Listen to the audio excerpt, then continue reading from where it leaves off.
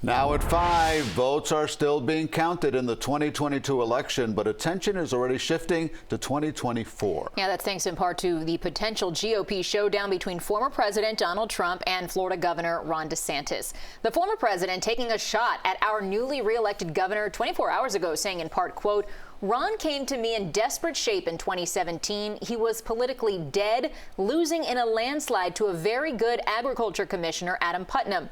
Ron had low approval, bad polls, and no money, but he said that if I would endorse him, he could win. I endorsed him. It was as though, to use a bad term, a nuclear weapon went off," end quote. A bit of an exaggeration there, but let's check in with Jim DeFede, the host of Facing South Florida, to see what he makes of all this. Jim? Well, I got to tell you, Elliot, I'm not exactly sure that it is too much of an exaggeration. I think without Donald Trump's support, Ron DeSantis never would have won the Republican nomination and never would have been elected governor. So I get where the president is feeling, the former president is feeling, a little shell-shocked. But really what's behind the message that we saw last night was the president had a former president had a very, very bad night on election night. All of his candidates, nearly all of his candidates, lost across the country.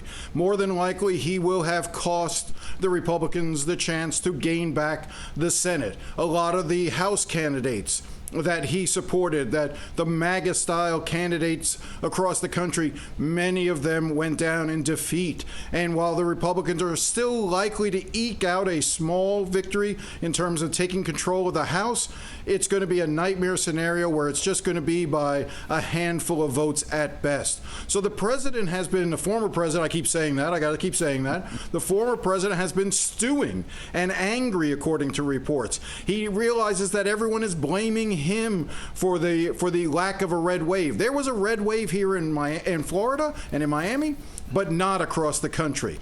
And regular institutions like the New York Post have been making fun of him. You've also seen the Wall Street Journal editorializing against him. So he's feeling a little rattled, and at the same time that his star is slightly diminished, Ron DeSantis' star is coming up, and we've seen this playbook in 2016. If he sees somebody as a threat, he's going to personally attack them, and we've started that campaign now. All right, Jim. So as of right now, we haven't seen an official public reaction from Governor Ron DeSantis about these comments from the former president, but you have well-placed sources. Are you hearing anything about what he might be saying privately after seeing that statement? Well, here's what I can tell you about the way the DeSantis folks are handling this. And to be honest with you, I think they are handling it pitch perfect correct. What they are doing is they're largely ignoring it. They're not going to get into a head-to-head fight between Ron DeSantis and Donald Trump. Instead, you see them using surrogates, very conservative media outlets attacking the former president, going out of their way. One of the things that Ron DeSantis did in 2017 going into 2018 was he courted Fox News. He went to Fox News and he went on their programming a lot as a member of Congress.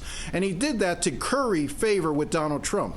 But he has continued over the past 4 years to really work with Rupert Murdoch and all of Murdoch's holdings, whether it's the Wall Street Journal, New York Post, or whether it's, Fox News, to become the new darling. And it looks more and more like Fox News is ready to step away from Donald Trump and instead pick up the mantle of Ron DeSantis. So DeSantis and his people are letting those folks, those surrogates, do the battling rather than get down in the mud with them.